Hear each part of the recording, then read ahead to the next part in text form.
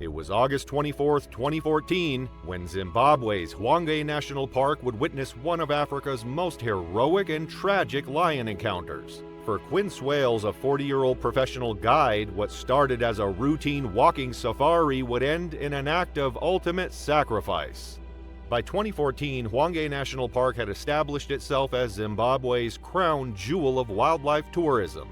Spanning 14,650 square kilometers of northwestern Zimbabwe, the park housed over 500 species of animals, including Africa's largest population of wild dogs and 4 of the Big Five: elephant, lion, leopard, and buffalo.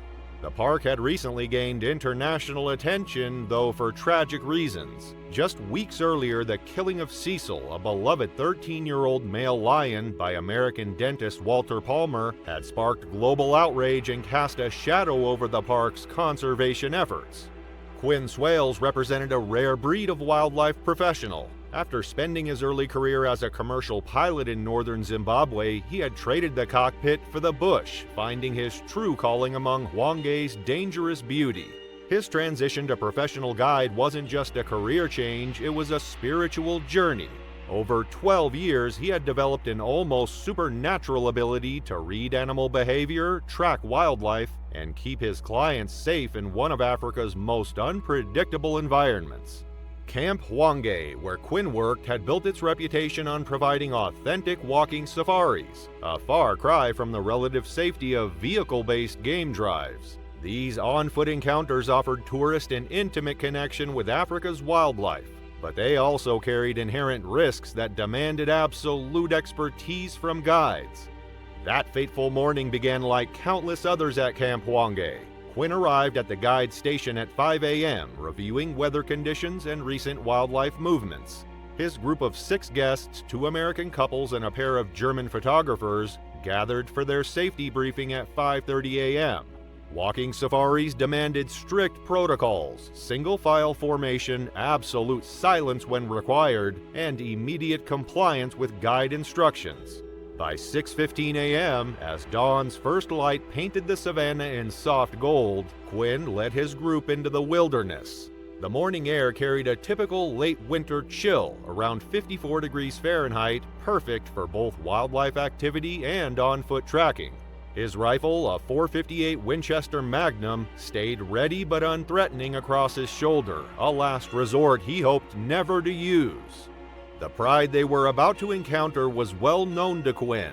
Led by Anaxa, a magnificent 8-year-old male, it consisted of 2 adult females and 2 cubs, approximately 4 months old.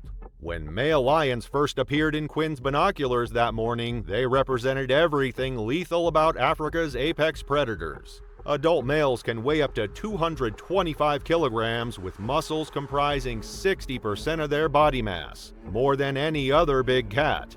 Their bite force exceeds 1,000 pounds per square inch, enough to crush a buffalo's skull.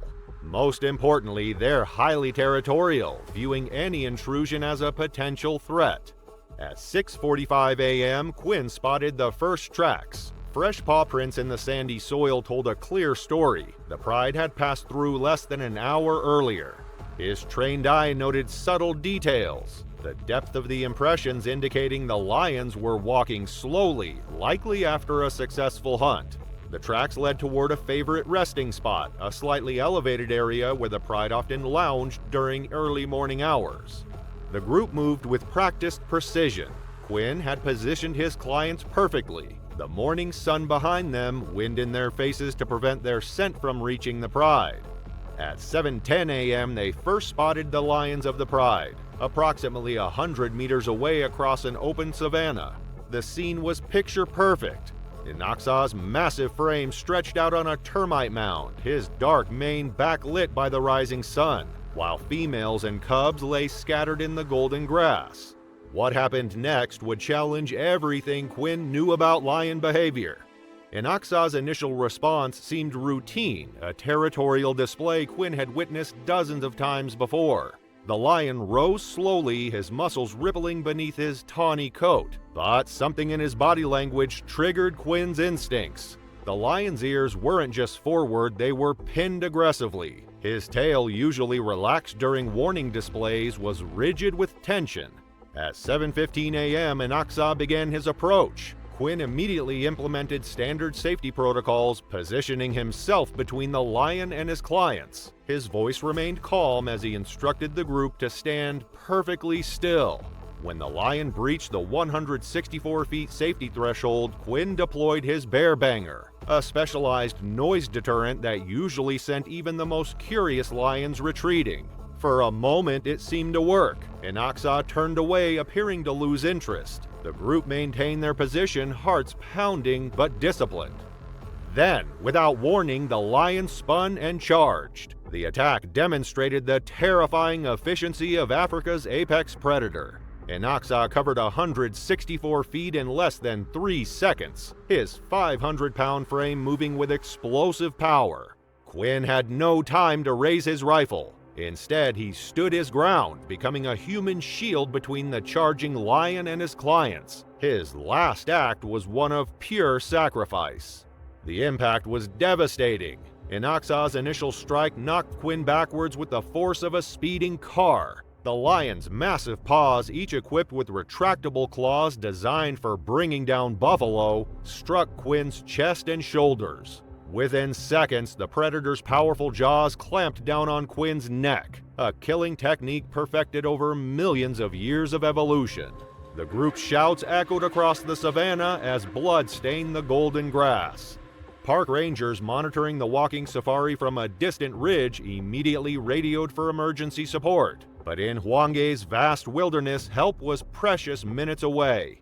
By the time the response team arrived at 7:45 a.m., Quinn had already succumbed to his injuries. Anaxa had retreated to his pride, leaving behind Zimbabwe's most experienced guide, lying lifeless just yards from the animals he had dedicated his life to protecting.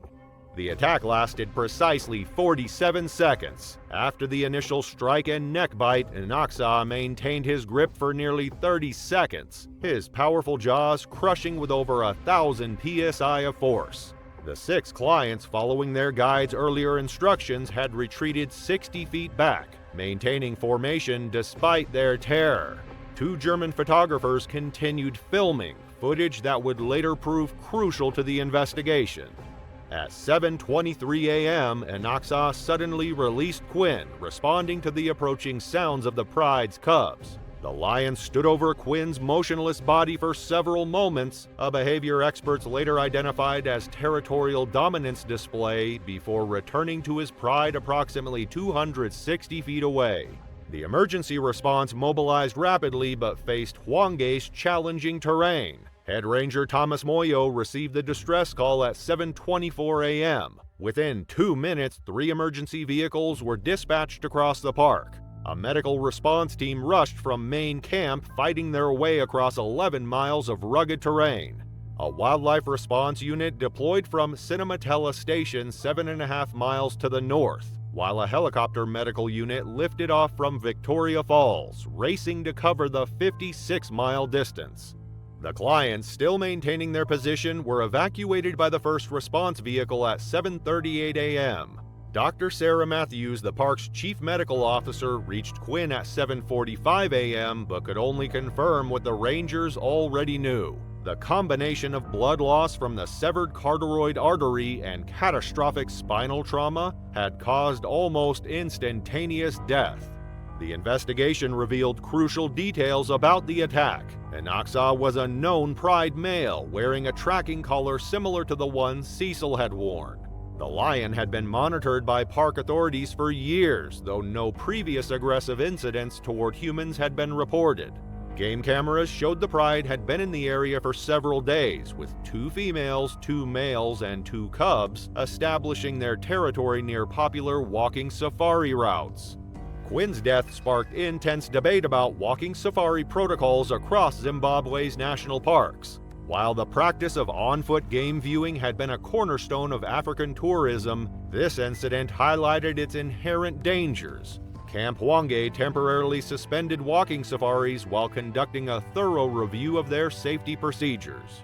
The park authorities faced a difficult decision regarding Inoxa. Unlike incidents involving problem animals or human settlements, this attack had occurred in the lion's natural territory during a sanctioned safari activity.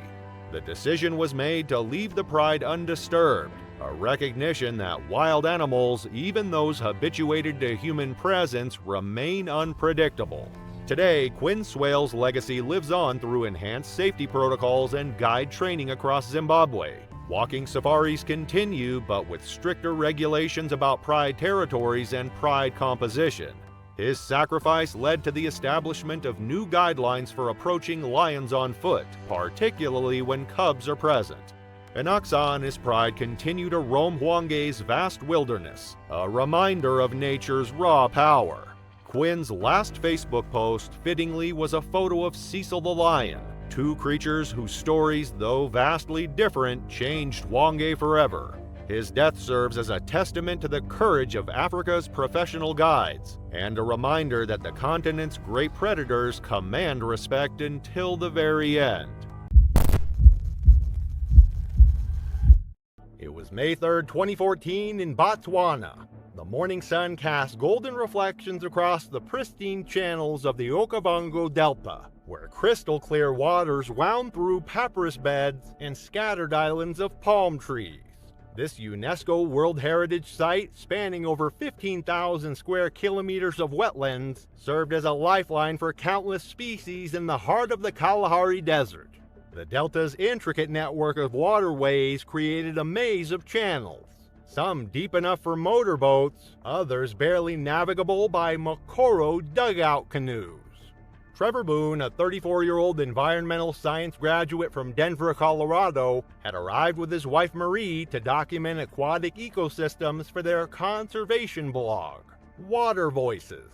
Trevor worked as a water quality analyst for the city of Denver, bringing a methodical, scientific approach to everything he encountered. His colleagues knew him as someone who questioned conventional wisdom, often conducting his own research rather than accepting standard protocols. Marie, a freelance photographer, had grown accustomed to Trevor's tendency to challenge established guidelines, viewing it as part of his passionate commitment to environmental truth. The couple had chosen the Okavango specifically because Trevor believed mainstream wildlife documentaries sensationalized the dangers of African waterways. He wanted to present a more balanced perspective, showing how humans could coexist respectively with aquatic wildlife. Their local guide had recommended staying on the main channels during their 3-day kayaking expedition, explaining that side channels often harbored territorial animals during breeding season. Trevor, however, had studied satellite imagery and water flow patterns, convinced that the narrower tributaries would offer better wildlife observation opportunities without the tourist theater of guided routes. The Nile crocodile represents one of Africa's most formidable predators, reaching lengths of up to 20 feet and weighing over 1,500 pounds. These ancient reptiles have remained virtually unchanged for 200 million years, perfectly adapted for aquatic ambush hunting. Their powerful jaws generate a bite force of 5,000 pounds per square inch, capable of crushing bones instantly. Nile crocodiles are opportunistic hunters, lying motionless beneath the water's surface for hours, using only their eyes and nostrils exposed above the waterline. During May, the beginning of Botswana's dry season, crocodiles concentrate in deeper pools and channels as water levels recede, making them more territorial and aggressive. On their second day, Trevor convinced Marie to explore a narrow side channel he had identified on his maps. The waterway appeared calm, bordered by dense reed beds that created natural corridors perfect for wildlife photography. Trevor paddled confidently in the lead kayak, his yellow vessel cutting through water barely 3 feet deep. Marie followed 20 yards behind, camera ready to capture the undisturbed ecosystem Trevor promised they would find. The attack occurred without warning in a shallow bend where the channel narrowed to less than 15 feet across. A massive Nile crocodile, measuring approximately 16 feet in length, had been lying motionless in the muddy bottom, camouflaged among fallen logs and vegetation. The reptile had likely been using this hunting ground for years, as evidenced by scattered bones along the shoreline that Trevor had mistaken for natural debris. The crocodile struck from directly below Trevor's kayak with explosive force, its massive tail propelling its body upward through the water column.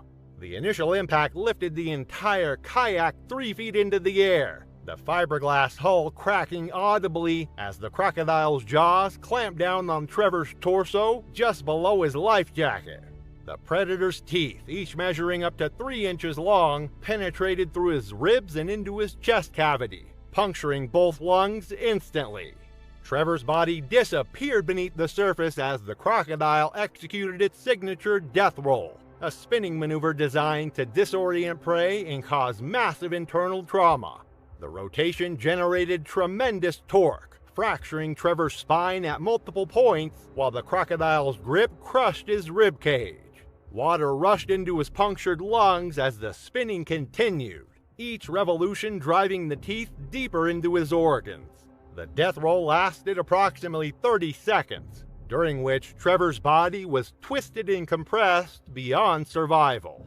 Marie's screams echoed across the delta as she witnessed her husband vanish into the churning water.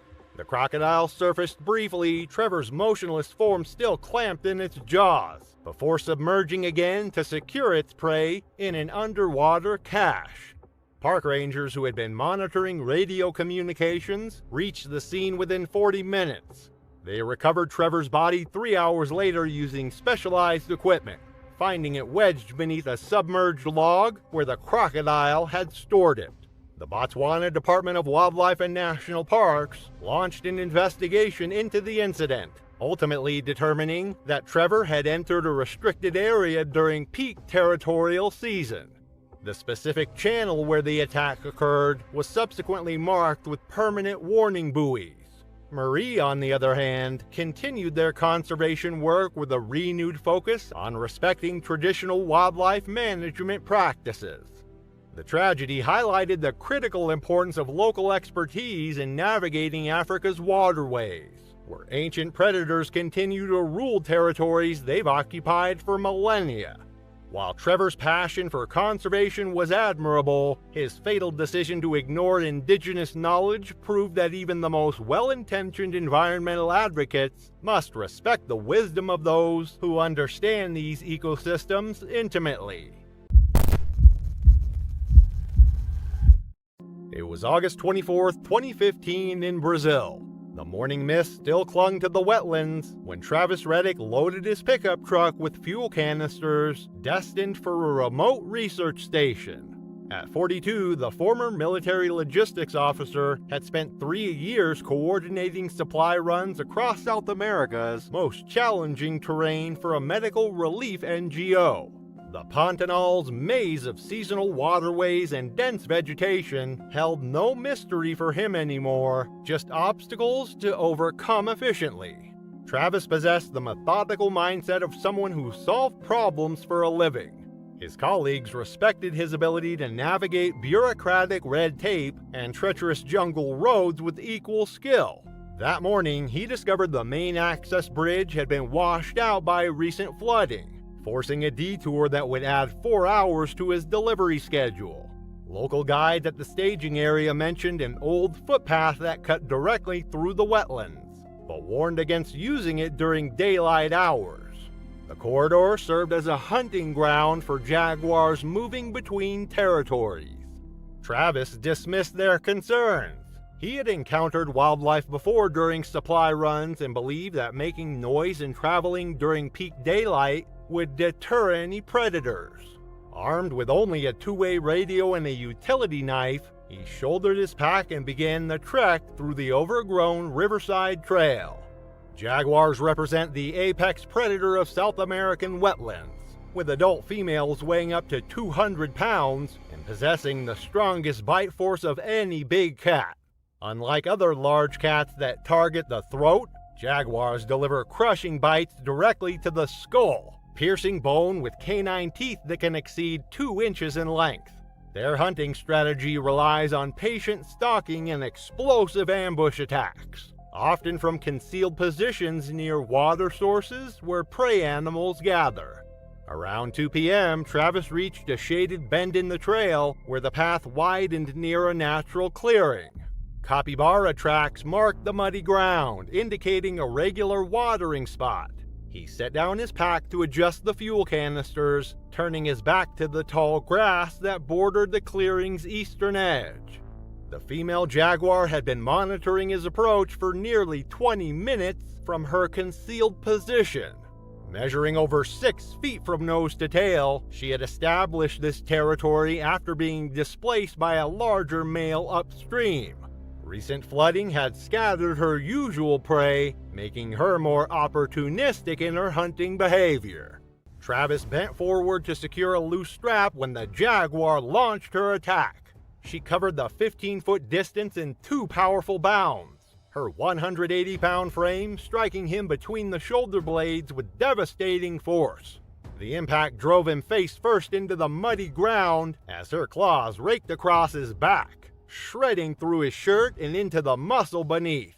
He attempted to roll away, but the jaguar's jaws clamped down on the back of his neck with hydraulic pressure. Her canine teeth penetrated through the cervical vertebrae, severing the spinal cord instantly. Travis's body went limp as the jaguar maintained her grip, her powerful jaw muscles continuing to compress until the skull began to fracture. The entire attack lasted less than 30 seconds. A fisherman working nets downstream heard the brief commotion and shouting, but by the time he reached the clearing, only drag marks leading into the dense vegetation remained visible. Brazilian wildlife authorities launched an investigation within hours of discovering Travis's abandoned equipment. Rangers confirmed that the same female jaguar had been tracked in the area for several months, though she had shown no previous aggressive behavior toward humans.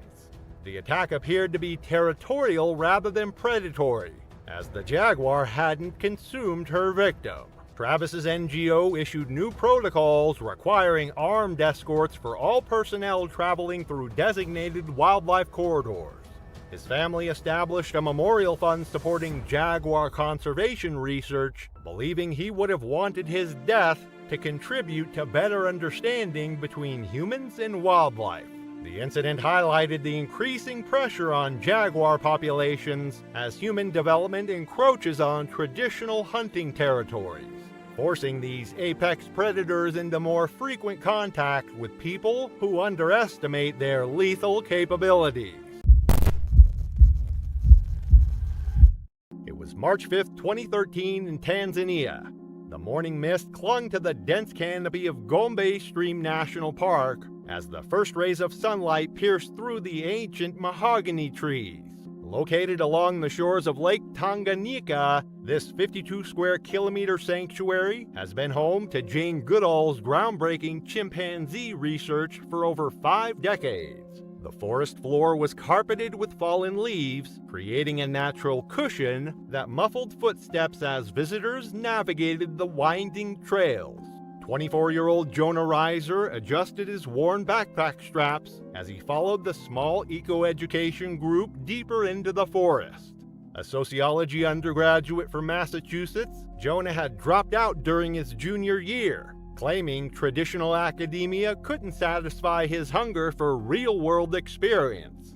His gap year had already taken him through 3 continents, but Tanzania represented something special. A chance to observe humanity's closest relatives in their natural habitat. Jonah's fascination with evolutionary anthropology bordered on obsession. He carried dog-eared copies of Frans de Waal's research papers alongside his travel gear, often engaging fellow travelers in lengthy discussions about primate behavior and human evolution. His friends back home knew him as the kind of guy who would spend hours analyzing social dynamics, whether in a college cafeteria or a monkey enclosure at the zoo. He possessed an infectious enthusiasm that made him popular among backpacker circles, though his tendency to anthropomorphize animals sometimes raised eyebrows among more experienced travelers. The group had joined this particular expedition specifically to observe the famous chimpanzee communities that had made Gombe Stream legendary. Jonah frequently joked that chimps were essentially hairy toddlers with attitude, convinced that his background in sociology gave him unique insights into their behavior. He believed that by mirroring their expressions and gestures, he could establish a form of primitive communication, a theory he was eager to test. Chimpanzees share approximately 98.8% of their DNA with humans, making them our closest living relatives. Adult males can weigh up to 70 kilograms and possess strength roughly 5 times greater than an average human. Their social structures are complex and hierarchical, with dominant males maintaining their status through displays of aggression and strategic alliances. These primates communicate through a sophisticated system of vocalizations, facial expressions, and body language, with certain gestures carrying specific territorial or threatening meanings. During the group's midday rest stop near a clearing, Jonah noticed movement in the trees approximately 30 meters away. A large male chimpanzee, distinguished by his graying muzzle and muscular build, sat on a low branch observing the human visitors. The guide had instructed everyone to remain still and avoid direct eye contact, but Jonah's curiosity overcame his caution. Retrieving a small mirror from his backpack, Jonah positioned it to catch the sunlight and begin what he considered a friendly interaction. He pulled back his lips, exposing his teeth in an exaggerated grin while making direct eye contact with the chimp. In human social contexts, this might represent playfulness or friendliness, but in chimpanzee communication, bared teeth combined with direct staring constitutes an unmistakable threat display. The male chimp's posture immediately shifted. His hair bristled as he rose to his full height, emitting a series of sharp barks that echoed through the forest. Without warning, he dropped from the branch and charged across the clearing with explosive speed. The attack unfolded with devastating efficiency. The chimp struck Jonah's chest with both fists, the impact sending him sprawling backward into the undergrowth. Before Jonah could react, powerful jaws clamped down on his left shoulder, canine teeth puncturing through muscle and sinew. The chimp's grip strength, evolved for swinging through forest canopies, proved overwhelming as he shook Jonah like a rag doll. Jonah's attempts to protect himself proved futile against the animal's superior strength and agility. The chimp's subsequent bites targeted his arms and torso, each attack delivered with calculated precision. Blood loss occurred rapidly as major blood vessels were severed. The guide's desperate attempts to drive off the attacker with noise and thrown objects came too late. Within minutes, Jonah had succumbed to massive trauma and hemorrhaging. Tanzanian wildlife authorities launched an immediate investigation into the incident, reviewing the circumstances that led to the fatal encounter. The attacking chimpanzee was not destroyed, as officials determined that Jonah's actions had triggered a natural defensive response. Park regulations were subsequently strengthened to prevent similar incidents, with mandatory safety briefings now emphasizing the dangers of attempting to interact with wild primates. Jonah's family made a donation to primate research education, hoping to prevent future tragedies through a better understanding of animal behavior. The mirror that had played such a crucial role in the incident was recovered from the scene, its surface cracked but still reflecting the forest canopy above. It was November 16, 2014 in Gabon. The dense canopy of Luango National Park filtered the late afternoon sun into scattered golden patches across the forest floor. Ancient mahogany trees towered overhead while the humid air carried the earthy scent of decomposing leaves and distant ocean salt from the Atlantic coast just kilometers away. Dr. Tess Canning, a 47-year-old anthropologist from Columbia University, methodically adjusted her field notebook as she prepared for what would become her final observation session. Canning had dedicated 2 decades to studying tool use in wild apes, earning recognition for her groundbreaking research on nonviolent coexistence with primates. Her philosophical approach set her apart from colleagues. She adamantly refused to carry tranquilizers, firearms, or any defensive equipment during field work. This moral stance stemmed from her belief that entering wild habitats meant accepting inherent risks without imposing human dominance over the animals. Her presence in Luongo represented the culmination of months of preparation, studying a particular troop of western lowland gorillas known for their sophisticated foraging techniques. Two experienced local trackers, Jean-Baptiste and Marcel, accompanied her through the undergrowth. Both men had worked with researchers for over 15 years and possessed intimate knowledge of the forest rhythms and dangers. Their weathered faces showed concern as they approached the fruiting tree where the gorilla group typically gathered during late afternoon feeding sessions. Western lowland gorillas represent the most numerous of all gorilla subspecies, yet remain critically endangered, with fewer than 100,000 individuals surviving in the wild. These massive primates can weigh up to 400 pounds, with silverback males serving as dominant protectors of their family groups. Despite their imposing size, gorillas are generally peaceful herbivores, spending most daylight hours foraging for fruits, leaves, and bark. However, silverbacks will aggressively defend their territory and family members when they perceive threats. The afternoon observation began routinely as Canning documented the troop's feeding behaviors near a massive fruiting tree. The dominant silverback, a 25-year-old male the trackers called Makaya, had displayed unusual agitation throughout the week.